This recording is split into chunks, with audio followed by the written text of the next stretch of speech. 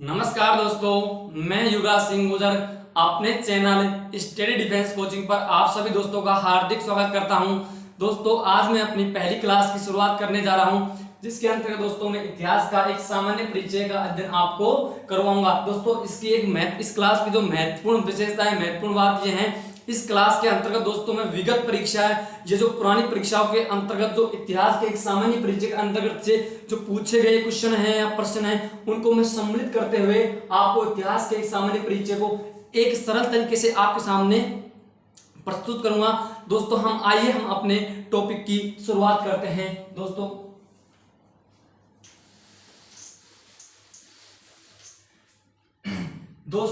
ये क्या है? दोस्तों ये हमारी पृथ्वी है। ये क्या है दोस्तों? हमारी पृथ्वी है। दोस्तों, प्राचीन समय में दोस्तों हमारी पृथ्वी है जो दो बड़े भौगोलिक भूखंडों के अंतर्गत बटी हुई थी। दोस्तों, एक भौगोलिक भूखंड था दोस्तों, उस भूखंड का नाम था दोस्तों अंगारा लैंड। क्या नाम था दोस्तों? अंगारा लैंड। क्या नाम था दोस्तों?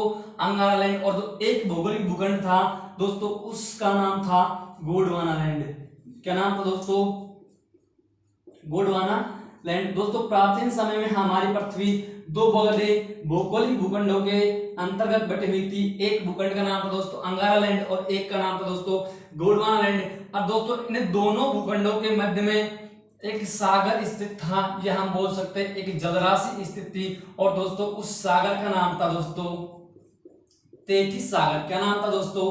तेथिस सागर। दोस्तों 2009 में एक एग्जाम हुआ था, रीट का एग्जाम।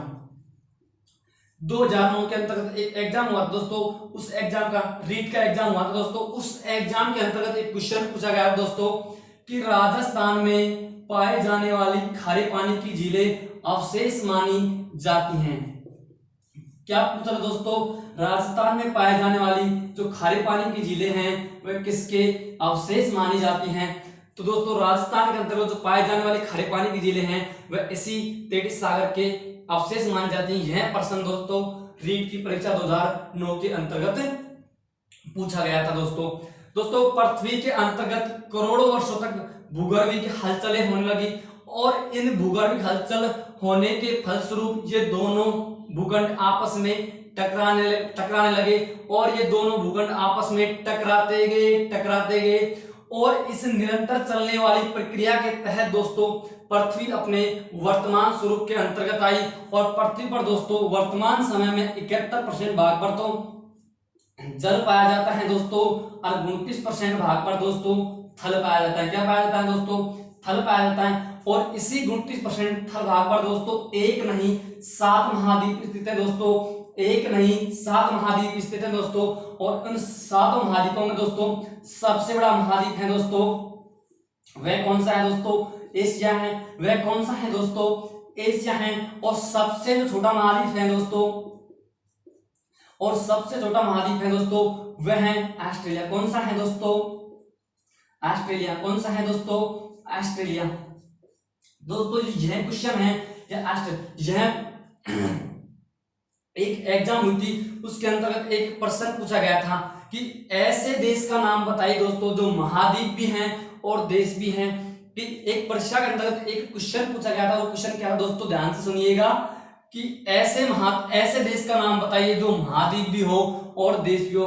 दोस्तों, एकमात्र ऐसा देश ऑस्ट्रेलिया ही है जो देश भी हैं और दोस्तों महाद्वीप भी हैं। ये बहुत ही महत्वपूर्ण प्रश्न है दोस्तों आइए मैं दोबारा आपको एक बार और समझा देता हूं। दोस्तों, ये क्या है दोस्तों? हमारी पृथ्वी है दोस्तों। प्राचीन समय में हमारी पृथ्वी दो बड़े भौगोलिक भूखंडों के अंतर्गत बटी हुई थी। एक का नाम था दोस्तों अंगारा लैंड और एक भूखंड का नाम था दोस्तों गोंडवाना लैंड।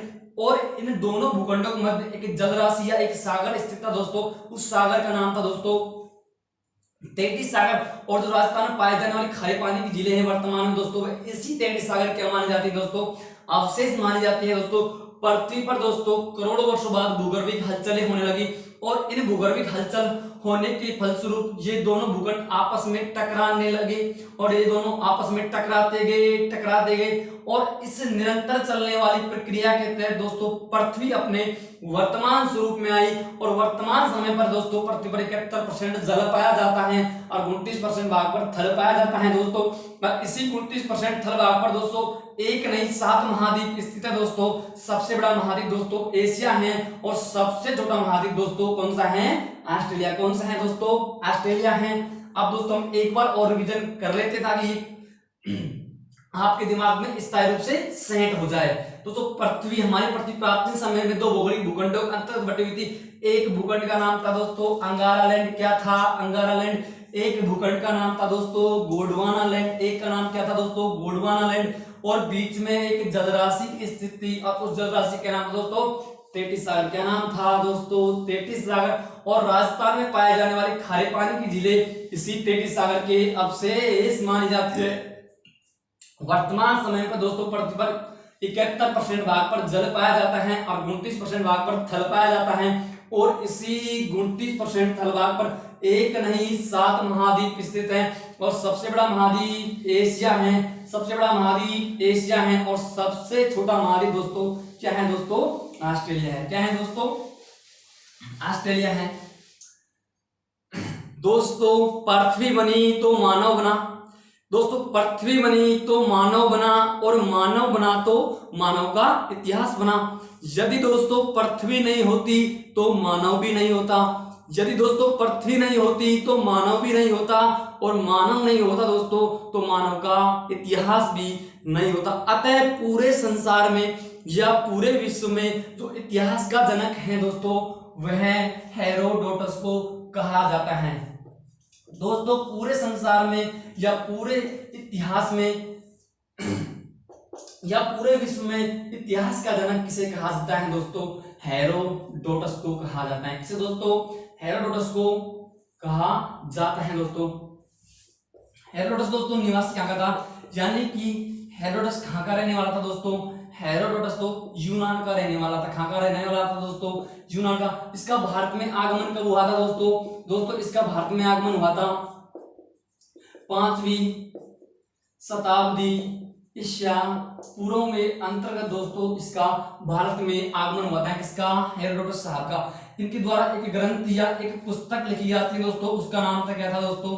हिस्टोरिका। क्या नाम था दोस्तों? हिस्टोरिका। क्या नाम था दोस्तों? हिस्टोरिका। दोस्तों RS प्री 2007 के अंतर्गत पूछा गया क्वेश्चन है कि हिस्टोरिका के लेखक कौन हैं? तो दोस्तों हिस्टोरिका लेखक कौन था? हेरोडोटस था। फिर दोस्तों RS प्री 2010 के अंतर्गत एक और क्वेश्चन पूछा गया था कि हेरोडोटस का भारत में आगमन कब हुआ था? दोस्तों हेरोडोटस का भारत में आगमन 5वीं शताब्दी ईसा पूर्व के अंतर्गत हुआ था। दोस्तों ये पुस्तक है, उस पुस्तक का नाम है हिस्टोरिका। इस पुस्तक के अंतर्गत दोस्तों हेरोडोटस साहब ने वैसे तो कई चीजों का वर्णन किया है लेकिन इस पुस्तक के अंतर्गत एग्जाम की दृष्टि से 2 चीजों का वर्णन महत्वपूर्ण रूप से हमें पढ़ना चाहिए, समझना चाहिए, देखना चाहिए। वह क्या है इस पुस्तक के अंदर दोस्तों? प्राचीन समय में या प्राचीन काल में या बोले तो प्राचीन समय में भारत एवं जो फारस के मध्य के व्यापारिक संबंधों का वर्णन इस पुस्तक में दोस्तों हेरोडोटस साहब के द्वारा किया गया था। दोस्तों दूसरी जो महत्वपूर्ण बात है इस पुस्तक के अंतर्गत है आज से 2400 वर्ष पूर्व इतिहास में एक 2 राज्य थे। एक राज्य का नाम था दोस्तों एथेंस था और एक राज्य का नाम था दोस्तों स्पार्टा। क्या नाम था दोस्तों? एक का नाम था एथेंस और एक का नाम था स्पार्टा और इन दोनों राज्यों के मध्य दोस्तों एक युद्ध हुआ था और उस युद्ध का नाम था दोस्तों पेलोपोनेशियन युद्ध। कौन सा युद्ध था दोस्तों? पेलोपोनेशियन युद्ध। दोस्तों इस पुस्तक के अंतर्गत है उस युद्ध का वर्णन हमें देखने को मिलता है। दोस्तों पूरे विश्व में या पूरे इतिहास में इतिहास का जनक हेरोडोटस साहब को कहा जाता है। यह निवासी था यूनान का। भारत में आगमन 5वीं शताब्दी ईसा पूर्व में हुआ था। इनके द्वारा ग्रंथ या पुस्तक लिखी गई थी। उस पुस्तक का नाम था दोस्तों हिस्टोरिका।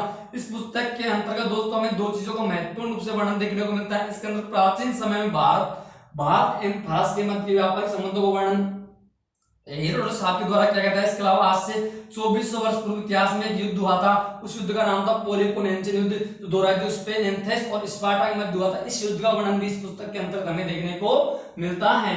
दोस्तों आइए बात करते हैं, विश्व में इतिहास का जनक किसे कहा जाता है? हेरोडोटस को किसे कहा जाता है? हेरोडोटस को जो निवासी कहा जाता है, कहाँ का रहने वाला था? यूनान का। कहाँ का था?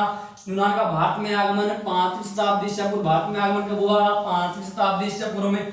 इनके द्वारा एक ग्रंथ लिखा गया था, उस ग्रंथ पुस्तक का क्या नाम था? हिस्टोरिका। क्या नाम था? हिस्टोरिका। इस पुस्तक के अंतर्गत दोस्तों एग्जाम दृष्टि से दो महत्वपूर्ण चीजों का वर्णन देखने को मिलता है। पहला क्या है? इस पुस्तक के अंतर्गत प्राचीन समय में फारस एवं भारत के मध्य के व्यापारिक संबंधों का वर्णन देखने को मिलता है। दूसरा क्या है? आज से 2400 वर्ष पूर्व इतिहास में दो राज्य थे, एक का नाम था एथेंस, एक का नाम था स्पार्टा। इन दोनों राज्यों के मध्य एक युद्ध हुआ था, इस युद्ध का नाम था पेलोपोनेशियन। इस युद्ध का वर्णन भी इस पुस्तक के अंतर्गत देखने को मिलता है। दोस्तों यह है दोस्तों हमारा भारत। क्या है दोस्तों? हमारा भारत। दोस्तों भारत को विभिन्न नामों से जाना जाता है। दोस्तों भारत को विभिन्न नामों से जाना जाता है। इसे आर्यवर्त कहा जाता है, सोने की चिड़िया कहा जाता है, हिंदुस्तान कहा जाता है। इसे आर्यवर्त कहा जाता है, सोने की चिड़िया कहा जाता है, हिंदुस्तान कहा जाता है। दोस्तों RS प्री 2003 के अंतर्गत एक प्रश्न आया था। क्या प्रश्न आया दोस्तों? RS प्री 2003 के अंतर्गत एक प्रश्न पूछा गया था दोस्तों कि भारत को भारत के संविधान के अंतर्गत किन नामों से जाना जाता है? दोस्तों दोबारा समझ लीजिए प्रश्न को कि जो भारत है इसको जो भारत के संविधान के अंतर्गत इनके कौन कौन से नामों का उल्लेख देखने को मिलता है या किया गया है। दोस्तों ऑप्शन ए में आया था आर्यवर्त और भारत, बी में आया था आर्यवर्त और हिंदुस्तान, सी में आया था दोस्तों भारत और इंडिया। तो दोस्तों हमारे जो भारत है उसको जो भारतीय संविधान के अंतर्गत दो नामों से जाना जाता है, इसे भारत और इंडिया कहा जाता है। क्या कहता है दोस्तों? भारत और इंडिया। भारतीय संविधान के अंतर्गत भारत को दो ही नामों से जाना जाता है। दोस्तों आपको इस बात को याद रखना, ये बहुत ही महत्वपूर्ण क्वेश्चन है कि भारत को भारतीय संविधान के अंतर्गत किन नामों से जाना जाता है? दोस्तों इसे दो नामों से जाना जाता है, एक तो भारत और एक इंडिया। एक तो भारत और एक इंडिया। दोस्तों ये क्या है? भारत। क्या है दोस्तों? ये भारत। अतः क्या है दोस्तों? भारत है। अतः भारत के इतिहास का जनक। ये क्या है दोस्तों? भारत। अतः भारत के इतिहास का जनक या भारत के इतिहास का जनक किसे कहा जाता है? दोस्तों भारत के इतिहास का जनक वेद व्यास जी को कहा जाता है। किसे कहा जाता है दोस्तों? वेद व्यास जी को कहा जाता है दोस्तों। और वेद व्यास जी का जन्म दोस्तों कहाँ पे हुआ था? नेपाल में। कहाँ पे हुआ था दोस्तों इनका जन्म दोस्तों नेपाल के अंतर्गत वेद व्यास जी का जन्म हुआ था। दोस्तों वेद व्यास जी हैं जो बहुत ही नाम जाना पहचाना नाम है, क्योंकि इनके द्वारा एक जाना पहचाना ग्रंथ या पुस्तक लिखी गई थी और उस पुस्तक का नाम था दोस्तों महाभारत। क्या नाम था दोस्तों? महाभारत। और दोस्तों इसी पुस्तक, ये महाभारत ग्रंथ है, इसका अंग या भाग था। इसी पुस्तक या ग्रंथ का अंग या किसका भाग है? तो ये किसका भाग है? अंग या भाग किसका है? गीता का। किसका है? गीता का। महाभारत का प्राचीन नाम क्या था दोस्तों? महाभारत का प्राचीन नाम क्या था दोस्तों? जय संहिता। क्या नाम था दोस्तों? जय संहिता। क्या नाम था दोस्तों? जय संहिता। महाभारत का जो लेखन है, जो लिखने का कार्य है दोस्तों, वे किसके द्वारा किया गया था? गणेश जी के द्वारा। किसके द्वारा? गणेश जी के द्वारा। और महाभारत की जो रचना है दोस्तों पुष्कर झील के किनारे बैठकर की गई थी। कहां पे? पुष्कर झील के किनारे बैठकर की गई थी। और पुष्कर झील दोस्तों अजमेर में स्थित है। कहां पे स्थित है दोस्तों? अजमेर में स्थित है। कहां पे स्थित है दोस्तों? अजमेर में स्थित है। और दोस्तों जो महाभारत जी ग्रंथ है, इसकी जो रचना का लिखने का कार्य आरंभ कब किया था दोस्तों? इसको लिखने का कार्य उत्तर वैदिक काल में प्रारंभ किया गया था। यानी इसका लेखन कार्य कौन से काल में? उत्तर वैदिक काल में प्रारंभ हुआ था दोस्तों। और लिखने का कार्य पूर्ण कब हुआ था दोस्तों? लिखने का कार्य महाभारत गुप्त काल में पूर्ण हो गया था या समाप्त हो गया था। दोस्तों महाभारत का युद्ध 1 नहीं 18 दिनों तक चला था। कितने दिनों तक? 1 नहीं 18 दिनों तक चला था दोस्तों। महाभारत का युद्ध राजस्थान में नहीं हुआ था, महाभारत का युद्ध हुआ था दोस्तों कुरुक्षेत्र में। और दोस्तों ये कुरुक्षेत्र राजस्थान के अंतर्गत नहीं है दोस्तों, ये तो है हरियाणा के अंतर्गत। कहां पे स्थित है दोस्तों? हरियाणा के अंतर्गत है। इस ऐसा का मतलब हरियाणा है दोस्तों। कहां पे स्थित है? हरियाणा। और इसी महाभारत के युद्ध के कारण हरियाणा के कुरुक्षेत्र में आज भी किसका मेला लगता है? ग्रहण का मेला लगता है। किसका मेला लगता है दोस्तों? ग्रहण का मेला लगता है। दोस्तों एक एग्जाम हुआ था जो पहली बार 2011 में हुआ था, टेट। टेट हुआ था, क्या नाम था एग्जाम? टीचर एलिजिबिलिटी टेस्ट, यानी पहली बार 2011 में दोस्तों टेट। उसके अंतर्गत एक क्वेश्चन पूछा गया था कि महाभारत किस का अंग या भाग है? तो किसका अंग या भाग है दोस्तों? गीता का। दोस्तों आरएस मेंस के अंतर्गत पूछा गया था कि महाभारत में कितने श्लोक हैं दोस्तों? कि महाभारत में कितने श्लोक है दोस्तों? आपको ध्यान रखना, महाभारत में एक नहीं 1 लाख श्लोक हैं दोस्तों। महाभारत में एक नहीं 1 लाख श्लोक हैं, इस बात का आपको ध्यान रखना है दोस्तों। आइए दोबारा मैं आपको एक बार और समझा देता हूं। इतिहास का जनक दोस्तों, भारतीय इतिहास का जनक वेद व्यास जी को कहा जाता है और वेद व्यास जी का जन्म नेपाल में हुआ था। इनके द्वारा एक ग्रंथ या पुस्तक लिखी गई थी जो बहुत ही जानी पहचानी, जो महाभारत है। ये महाभारत अंग या भाग था गीता का और इसका प्राचीन नाम क्या था? जय संहिता था। और जो महाभारत को लिखने का कार्य किया था वो गणेश जी के द्वारा किया गया था। और जो महाभारत की रचना का कार्य जो पुष्कर झील के किनारे अजमेर में बैठकर किया गया था। महाभारत की रचना कार्य है जो महाभारत की रचना कार्य जो कब प्रारंभ हुआ था दोस्तों? उत्तर वैदिक काल में महाभारत की रचना कार्य प्रारंभ हुआ था और ये रचना कार्य कब पूर्ण हुआ था? तो गुप्त काल में ये वर्तमान स्वरूप में आ जाते। महाभारत का युद्ध दोस्तों एक नहीं 18 दिनों तक लड़ा गया था। और दोस्तों यह युद्ध राजस्थान के अंतर्गत नहीं हरियाणा के अंतर्गत कुरुक्षेत्र में लड़ा गया था। और इसी जगह महाभारत युद्ध के कारण दोस्तों कुरुक्षेत्र हरियाणा में ग्रहण को मेला लगता है दोस्तों। महाभारत में एक नहीं 1 लाख श्लोक कितने हैं दोस्तों? एक नहीं 1 लाख श्लोक है दोस्तों। आइए एक बार और रिविजन करते हैं ताकि ये आपके दिमाग में फिट हो जाए। क्या हो जाए दोस्तों? फिट हो जाए। इतिहास का जनक दोस्तों, भारतीय इतिहास का जनक वेद व्यास जी को कहा जाता है। किसे कहा जाता है? वेद व्यास जी को कहा जाता है दोस्तों। वेद व्यास जी का जन्म कहां पे हुआ था? नेपाल में। कहां पे? नेपाल में। और इनके द्वारा एक ग्रंथ लिखा गया था, उस ग्रंथ का नाम क्या था दोस्तों? महाभारत। और महाभारत अंग या भाग किसका था? गीता का। किसका?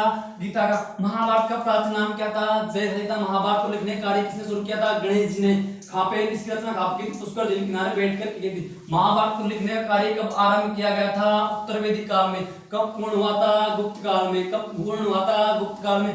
महाभारत में एक नहीं 18 दिनों तो चला था। कहां पे चला था? कुरुक्षेत्र में। कुरुक्षेत्र राजस्थान में नहीं है, हरियाणा में स्थित है। जहां पर कुरुक्षेत्र हरियाणा महाभारत के युद्ध के कारण ही ग्रहण को मेला लगता है। महाभारत में एक नहीं 1 लाख श्लोक हैं।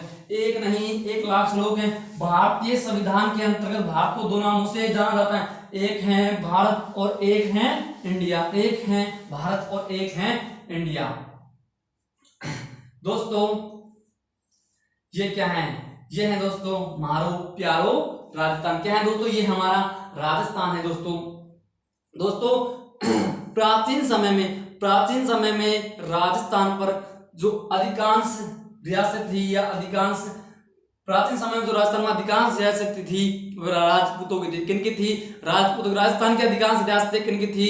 राजपूतों की। उदाहरण के तौर पे मारवाड़, उदाहरण के तौर पे मारवाड़, उदाहरण के तौर पे बीकानेर, उदाहरण के तौर पे मारवाड़, उदाहरण के तौर पे बीकानेर, उदाहरण के तौर पे आमेर, उदाहरण के तौर पे हाड़ौती, उदाहरण के तौर पे मेवाड़, उदाहरण के तौर पे मेवाड़। दोस्तों राजस्थान की अधिकांश रियासतें राजपूतों की थी। अधिकांश रियासतें राजपूतों की, यानी कि पूरी तो नहीं थी, अधिकांश थी। तो इसी कारण और राजस्थान की अधिकांश रियासतें या इस भौगोलिक प्रदेश की अधिकांश रियासतें राजपूतों की होने के कारण राजस्थान के लिए 1800 ईस्वी में जॉर्ज थॉमस के द्वारा, किसके द्वारा? जॉर्ज थॉमस के द्वारा सर्वप्रथम राजपूताना शब्द का प्रयोग किया गया था, जो कि लिखित रूप में नहीं, किस रूप में किया गया था? मौखिक रूप में। किस रूप में किया गया था? मौखिक रूप में किया गया था। राजस्थान की अधिकांश रियासतें राजपूतों के होने के कारण इस प्रदेश के लिए 1800 ईस्वी में जॉर्ज थॉमस के द्वारा सर्वप्रथम राजपूताना शब्द का प्रयोग मौखिक रूप से किया गया था। दोस्तों एलडीसी का एग्जाम हुआ था, उसके अंतर्गत एक प्रश्न पूछा गया था जो बहुत ही अच्छा था कि 19वीं शताब्दी के अंतर्गत, 19वीं शताब्दी के अंतर्गत है जो राजपूताना शब्द का मौखिक रूप से प्रयोग किसके द्वारा किया गया था? कि राजपूताना शब्द का प्रयोग 19वीं शताब्दी में सर्वप्रथम किसके द्वारा किया गया था दोस्तों। ये ऐसे क्वेश्चन है जो एग्जामिनर द्वारा कंफ्यूजन करने के लिए या भ्रांति उत्पन्न करने के लिए पूछे जाते हैं। दोस्तों आपको आपके बाद ध्यान रखना है कि ये 1800 ईस्वी बोल दे या 19वीं शताब्दी बोल दे, बात एक है दोस्तों। शताब्दी और सन में एक फर्क होता है दोस्तों। सन है वह शताब्दी से एक वर्ष पीछे होता है हमेशा। क्या होता है? शताब्दी से एक वर्ष पीछे होता है। जैसे दोस्तों अब चल रहा है 2021, क्या चल रहा है दोस्तों 2021, तो शताब्दी से एक वर्ष पीछे होता है, तो शताब्दी एक वर्ष आगे होगी, तो इसमें एक प्लस कर देंगे, यानी कि शताब्दी कौन सी चल रही है? 22वीं। दोस्तों हमेशा आपको ध्यान रखना है सन होता है वह शताब्दी से एक वर्ष आगे पीछे चलता है, इसलिए अतः सीधे शब्दों में ये कह सकते हैं दोस्तों सन और शताब्दी में एक वर्ष का अंतर होता है।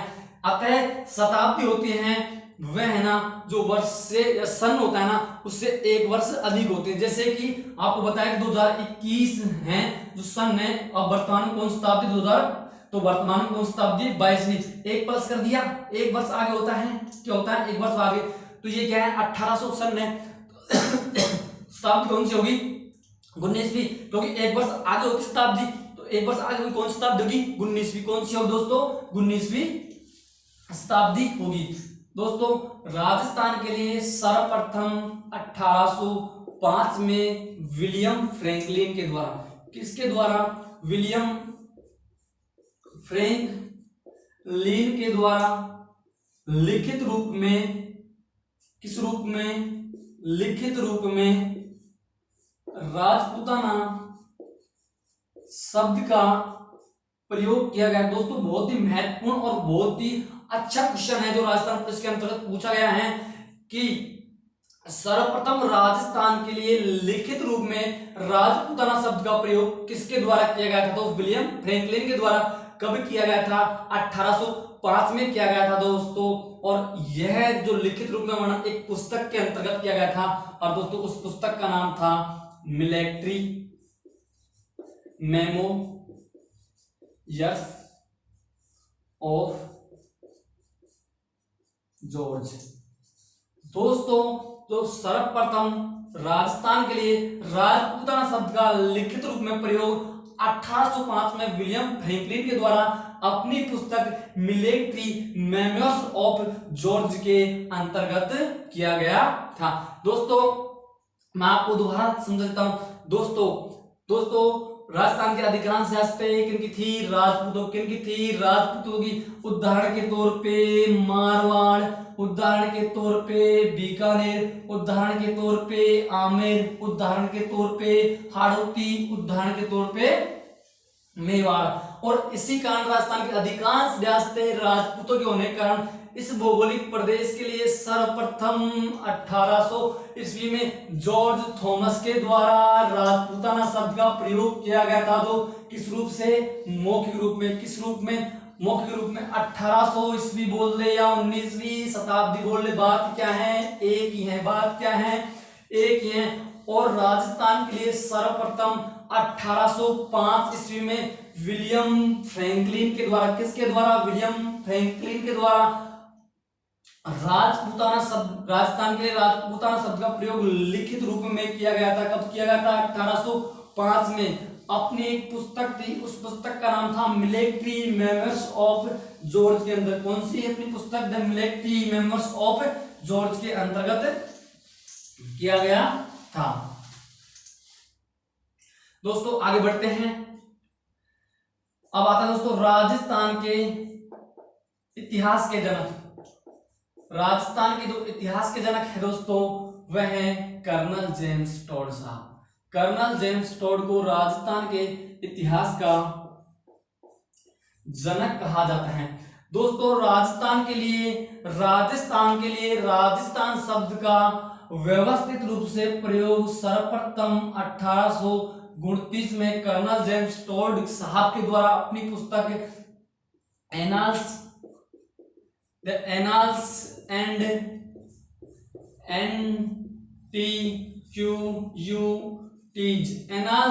एंटिक्विटीज ऑफ राजस्थान के अंतर्गत कर्नल जेम्स टॉड के साहब के द्वारा पहली बार राजस्थान के लिए व्यवस्थित रूप से राजस्थान शब्द का प्रयोग किया गया था। अपनी पुस्तक कौन सी में? Annals and antiquities of Rajasthan. दोस्तों पटवारी के एग्जाम में एक प्रश्न पूछ लिया गया था कि कर्नल जेम्स टोड साहब की पुस्तक annals and antiquities of Rajasthan, इस पुस्तक का दूसरा नाम क्या है? इस पुस्तक का दूसरा नाम क्या था? दोस्तों याद रखना है, इस पुस्तक का दूसरा नाम था the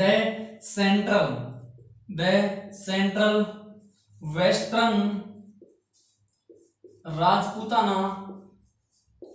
Rajputana state of India. The central western Rajputana state of India, colonel James Tod sahab द्वारा लिखित the annals and antiquities of Rajasthan पुस्तक का दूसरा नाम था। क्या नाम था? दूसरा नाम था।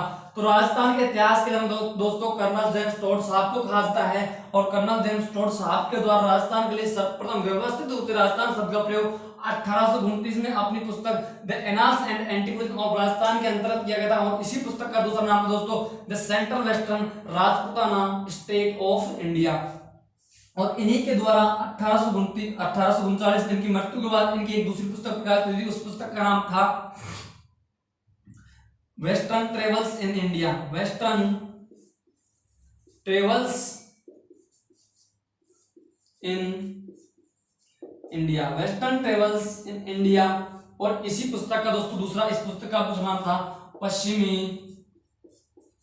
भारत की यात्रा। दोस्तों आपको याद रखना है, एग्जाम के द्वारा पूछा जा सकता है कि वेस्टर्न ट्रेवल्स इन इंडिया पुस्तक का दूसरा नाम क्या है? तो इस पुस्तक का दूसरा नाम है पश्चिमी भारत की यात्रा, जो कर्नल जेम्स टोड साहब की मृत्यु के बाद 1839 ईस्वी में प्रकाशित हुई। दोस्तों कर्नल जेम्स टोड साहब की मृत्यु 1835 में हुई थी, और इनका जन्म हुआ था दोस्तों 20 मार्च 1782 के अंतर्गत लिंगटन इंग्लैंड में हुआ था। दोस्तों राजस्थान के इतिहास का जनक कर्नल किसे कहा जाता है? कर्नल जेम्स टोड साहब को कहा जाता है। किसे कहा जाता है दोस्तों? कर्नल जेम्स टोड साहब को। कर्नल जेम्स टोड साहब के द्वारा 1829 में सर्वप्रथम राजस्थान के लिए व्यवस्थित रूप में राजस्थान शब्द का प्रयोग अपनी पुस्तक the annals and antiquities of Rajasthan के अंतर्गत किया गया था। इसी पुस्तक का दूसरा नाम है the central western Rajputana state of India. इनकी मृत्यु के बाद इन्होंने अपनी दूसरी पुस्तक का प्रकाशन हुआ था 1839 में। उस पुस्तक का नाम था वेस्टर्न ट्रेवल्स इन इंडिया। इसी पुस्तक का दूसरा नाम था पश्चिमी भारत की यात्रा। क्या नाम था दोस्तों? पश्चिमी भारत की यात्रा। ये क्या है दोस्तों? हमारा राजस्थान। क्या है दोस्तों? हमारा भारत। दोस्तों सॉरी दोस्तों, ये क्या है दोस्तों? हमारा भारत। यहां से दोस्तों एक रेखा निकलती है, उस रेखा का नाम है दोस्तों कर्क रेखा। यहां से एक रेखा निकलती है दोस्तों, उस रेखा का नाम है दोस्तों कर्क रेखा। और यहाँ इस रेखा के पास में यहाँ एक राज्य स्थित है दोस्तों, जिस राज्य का नाम है राजस्थान। और ये राज्य भारत की कौन सी दिशा में स्थित है? पश्चिमी दिशा में। कौन सी दिशा में स्थित है दोस्तों? पश्चिमी दिशा में। यह राज्य अपने आप में एक राज्य है। क्या है ये? राजस्थान अपने आप में क्या है? एक राज्य है। राजस्थान अपने आप में क्या है? एक राज्य। ये किसका राज्य है? राजपूतों का। किसका राज्य है? राजपूतों। किनका राज्य है दोस्तों? राजपूतों का। राजस्थान अपने आप में एक राज्य है। किनका राज्य था? राजपूतों का। किनका राज्य था दोस्तों? दोस्तों पटवारी के एग्जाम में एक प्रश्न पूछा गया था दोस्तों कि पटवारी की परीक्षा के अंदर दोस्तों एक प्रश्न पूछा गया था कि कर्नल टोड साहब की, या जो कर्नल जेम्स टोड साहब की नियुक्ति कहां पे की गई थी? कि कर्नल जेम्स टोड साहब की नियुक्ति भारत में कहां पे की गई थी? कर्नल जेम्स टोड साहब की नियुक्ति कहां पे की गई थी? कि कर्नल जेम्स टोड साहब की नियुक्ति कहां पे की गई थी दोस्तों? कर्नल जेम्स टोड साहब की नियुक्ति की गई थी वेस्टर्न राजपूताना स्टेट के अंतर्गत। कहां पे की गई थी दोस्तों? वेस्टर्न राजपूताना स्टेट के अंदर कर्नल जेम्स टोड साहब की नियुक्ति की। दोस्तों एक बार मैं आपको और वापस समझाता हूं दोस्तों, ये क्या है? हमारा भारत। ये क्या है दोस्तों? हमारा भारत। यहाँ क्या है? ये रेखा कौन सी है? कर्क रेखा। कौन सी रेखा है? कर्क रेखा। यहाँ एक राज्य जिसका नाम है राजस्थान, और राजस्थान भारत कौन दिशा में स्थित है? पश्चिमी दिशा में स्थित है। और राजस्थान अपने आप में क्या है? एक राज्य है। क्या है? एक राज्य। और ये राज्य किनका है? राजपूतों का। किनका है? राजपूतों का। अतः कर्नल जेम्स टोड साहब की नियुक्ति कहां पे की गई थी? वेस्टर्न राजपूताना स्टेट में। कहां पे? वेस्टर्न राजपूताना स्टेट के अंतर्गत। अब दोस्तों आपको पता होना चाहिए कि वेस्टर्न राजपूताना स्टेट के अंतर्गत तो पूरा राज्य आता है। क्या आता है दोस्तों?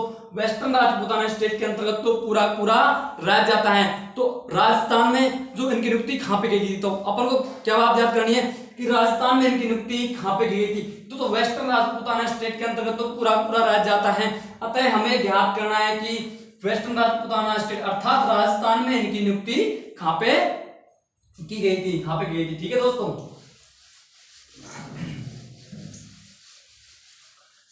दोस्तों ये क्या है, दोस्तों ये है हमारा राजस्थान। क्या है दोस्तों, ये हमारा राजस्थान है। यहाँ एक रियासत थी हाड़ौती है, रियासत मारवाड़, और इन रियासतों के बीच में एक रियासत थी जो बहुत ही फेमस रियासत है, उस रियासत का नाम है मेवाड़। कौन सी रियासत, मेवाड़। और इसी रियासत के अंतर्गत राजस्थान में कर्नल जेम्स टोड साहब की नियुक्ति ईस्ट इंडिया कंपनी, EIC का मतलब है ईस्ट इंडिया कंपनी के द्वारा 1818 में की गई थी। कहां पे की गई थी, मेवाड़ में। कब की गई थी, 1858। कर्नल जेम्स टोड साहब की यहाँ पे नियुक्ति की गई थी, किसके द्वारा, ईस्ट इंडिया कंपनी के द्वारा। ठीक है दोस्तों, अब कर्नल जेम्स टोड साहब के प्रयासों से, कर्नल जेम्स टोड साहब के प्रयासों से 13 जनवरी, कब, 13 जनवरी 1818 को कर्नल टोड के, यानी कर्नल टोड के प्रयासन, कर्नल जेम्स टोड के प्रयासों से EIC ईस्ट इंडिया कंपनी एवं जो मेवाड़ के शासक थे या मेवाड़ के महाराणा भीम सिंह सिसोदिया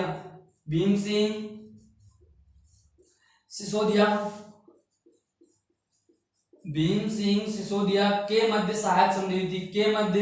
के मध्य क्या हुई थी, सहायक संधि। के मध्य क्या हुई थी, सहायक संधि हुई थी। किसके प्रयासों से, कर्नल जेम्स टोड के। प्रयोगशाला सहायक भर्ती 2018 में दोस्तों ये क्वेश्चन पूछा गया था कि कर्नल जेम्स टोड साहब के प्रयासों से ईस्ट इंडिया कंपनी एवं मेवाड़ के महाराणा भीम सिंह सिसोदिया के मध्य सहायक संधि कब हुई थी दोस्तों, कब हुई थी, 13 जनवरी 1818। कब हुई दोस्तों, 13 जनवरी 1818। कर्नल जेम्स टोड साहब की नियुक्ति राजस्थान में मेवाड़ में ईस्ट इंडिया कंपनी के द्वारा 1817 ईस्वी में इन्हें क्या बनाया था, पॉलिटिकल एजेंट बनाकर। क्या, मेवाड़ में इन्हें PA बनाकर यानी पॉलिटिकल एजेंट बनाकर इनकी नियुक्ति की गई थी। और इन्हीं के प्रयासों से 13 जनवरी 1817 को जो ईस्ट इंडिया कंपनी और मेवाड़ के शासक भीम सिंह सिसोदिया के मध्य कौन संधि हुई थी, सहायक संधि, जो प्रयोगशाला सहायक एग्जाम 2018 में प्रश्न पूछा गया था। ठीक है दोस्तों, अब आपके दिमाग में ये बात आ गई होगी कि ये संधि और सहायक संधि क्या होती है, यानी संधि और क्या होती है, संधि किसे बोलते हैं। दोस्तों मैं आपको बताता हूँ संधि और सहायक संधि में क्या फर्क होता है। दोस्तों संधि अलग होती है और सहायक संधि भी अलग होती है। दोस्तों संधि भी अलग होती है दोस्तों, और सहायक संधि भी अलग होती हैं।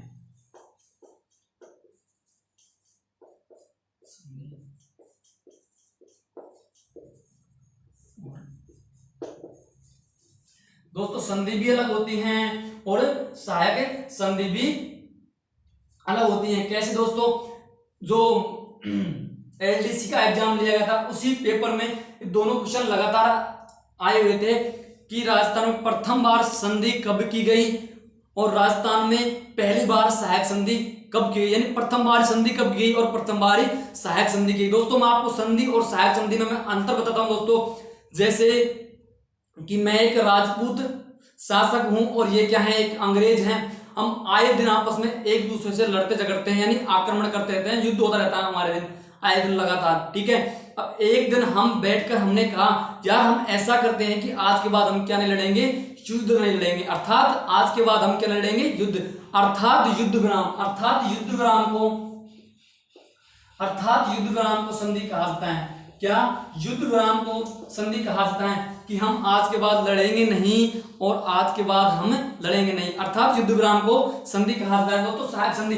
फिर हम एक बार, मैं राजपूत शासक हूं और ये अंग्रेज हैं, फिर हमारे दोनों में एक बार बात तो सुन कि भाई सुना कि हम ऐसा करते हैं कि जब जब तेरे पे कोई संकट आएगा, अर्थात जब तेरे पे कोई दूसरा शासक आक्रमण करेगा तो मैं अपनी सैनिक सहायता तुझे दूंगा, और जब जब मुझ पे कोई संकट आएगा तो मैं तुझे अपनी सैनिक सहायता दूंगा। अर्थात कहने का मतलब सैनिक सहायता के बदले सैनिक सहायता करना, अर्थात संधि में तो सिर्फ युद्ध का विराम होता है और सहायक संधि के अंतर्गत आपस में सैनिक सहायता की जाती है।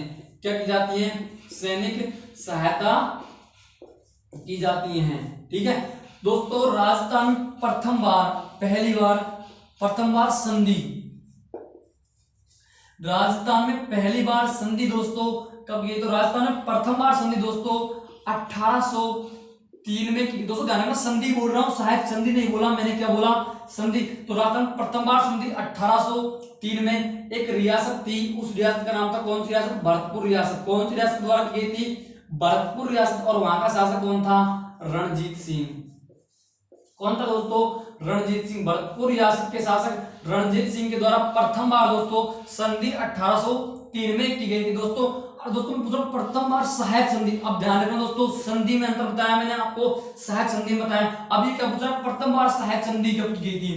राजस्थान में प्रथम बार सहायक संधि 1817 में की गई थी दोस्तों। कौन सी रियासत के द्वारा? करौली रियासत के द्वारा की गई थी। और शासक कौन था दोस्तों? हरबख्शपाल। कौन था दोस्तों शासक? हरबख्शपाल था दोस्तों। और राजस्थान में अंतिम बार जो सहायक संधि है दोस्तों, अंतिम बार राजस्थान में सहायक संधि है 1823 में। कौन सी रियासत के द्वारा की गई थी? सिरोही रियासत के द्वारा। कौन सी रियासत के द्वारा? सिरोही के द्वारा। और शासक कौन था? शिव सिंह। शासक कौन था? शिव सिंह। दोस्तों मैंने आपको बहुत ही अच्छे तरीके से बताया है कि संधि मतलब युद्ध विराम और सहायक संधि मतलब सैनिक सहायक। दोस्तों आप बात आपको ध्यान रखना कि राजस्थान प्रथम संधि 1803 में हुई थी। कौन सी रियासत के द्वारा की थी? भरतपुर रियासत के द्वारा की थी। और कौन सा शासक कौन था? रणजीत सिंह। और राजस्थान प्रथम बार सहायक संधि कब की थी? 1817 में। कौन सी रियासत द्वारा? करौली रियासत द्वारा। और शासक कौन था? हरबख्शपाल था।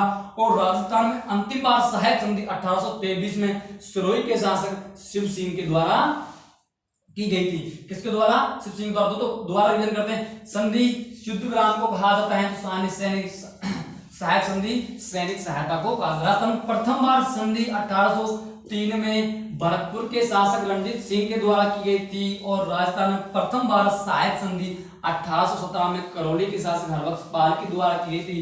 तो राजस्थान में अंतिम बार सहायक संधि 1823 में सिरोही के शासक शिव सिंह के द्वारा की गई थी। किसके द्वारा की गई? तो दोस्तों शिव सिंह के द्वारा की गई थी दोस्तों। ठीक है दोस्तों, अब कर्नल टोड साहब के बारे में जो महत्वपूर्ण प्रश्न बनते हैं वही बनते हैं। इनका जन्म हुआ था दोस्तों 20 मार्च को। कब हुआ था? 20 मार्च 1782 को लिंगटन इंग्लैंड के अंतर्गत इनका जन्म होता है दोस्तों। और इनका भारत में आगमन होता है 1799 ईस्वी में। भारत में आगमन होता है 1823 तक ये भारत में रहते हैं दोस्तों। ठीक है, 1799 में भारत में आगमन, 1823 में भारत से वापस चले जाते हैं दोस्तों। कर्नल जेम्स टोड साहब हैं जिन्होंने भारत की सभी रियासतों को भ्रमण किया, जिसमें मेवाड़, मारवाड़, बीकानेर, हाडोती, आमेर आदि इन सभी रियासतों को भ्रमण किया और देखा और पाया कि राजपूत लोग बहुत ही ईमानदार हैं, स्वामी भक्त हैं। राजपूत लोग कभी किसी के साथ धोखाधड़ी नहीं करते, झूठ नहीं बोलते। अतः इंसानियत के नाते कर्नल जेम्स टोड साहब का राजपूतों के साथ अत्यधिक लगाव होता है। क्या होता है? अत्यधिक लगाव हो जाता है। और इसका पता ईस्ट इंडिया कंपनी को चल जाता है। किसको चला जाता है? इसका पता ईस्ट इंडिया कंपनी को चल जाता है। और ईस्ट इंडिया कंपनी को कर्नल जेम्स टोड साहब पर क्यों हो जाता है? शक हो जाता है। क्या होता है? शक। और कर्नल जेम्स टोड साहब को ईस्ट इंडिया कंपनी के द्वारा 1823 में वापस भेज दिया जाता है। कब भेज दिया जाता है? 1823 में वापस इंग्लैंड भेज दिया जाता है। कर्नल जेम्स टोड ने जो अपने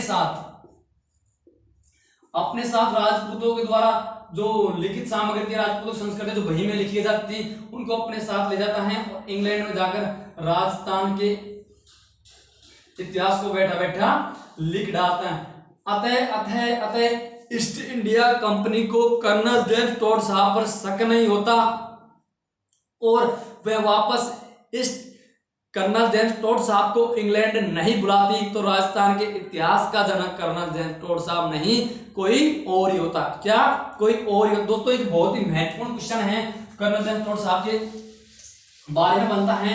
वह प्रश्न है कर्नल जेम्स टोड साहब ने तो जाते समय अपना जो ग्रंथ है वह किसे भेंट किया था, अपना ग्रंथ किसे देख गए थे, तो वह अपना ग्रंथ है गुरु ज्ञानचंद्र को। किसे? अपने गुरु ज्ञानचंद्र को अपना ग्रंथ भेंट करके गए थे। इन्होंने अपना ग्रंथ किन्हें भेंट किया था? गुरु ज्ञानचंद्र को भेंट किया था। दोस्तों आशा करता हूं कि आज जो मेरे द्वारा आपको जो पढ़ाया गया था वह आपके अच्छा समझ में आया होगा, आपको क्लास अच्छी लगी होगी। आशा करता हूं कि आपको बहुत अच्छी ये क्लास लगी होगी, इसलिए चैनल को सब्सक्राइब करना ना भूलें और दोस्तों वीडियो को लाइक करें ताकि मेरा उत्साह बना रहे और मैं और अधिक मेहनत करके आपके सामने ऐसे क्वेश्चन ला सकूं और आपका जो डाउट है उसको मैं दूर कर सकूं ताकि आप सफल हो सके। नमस्कार दोस्तों।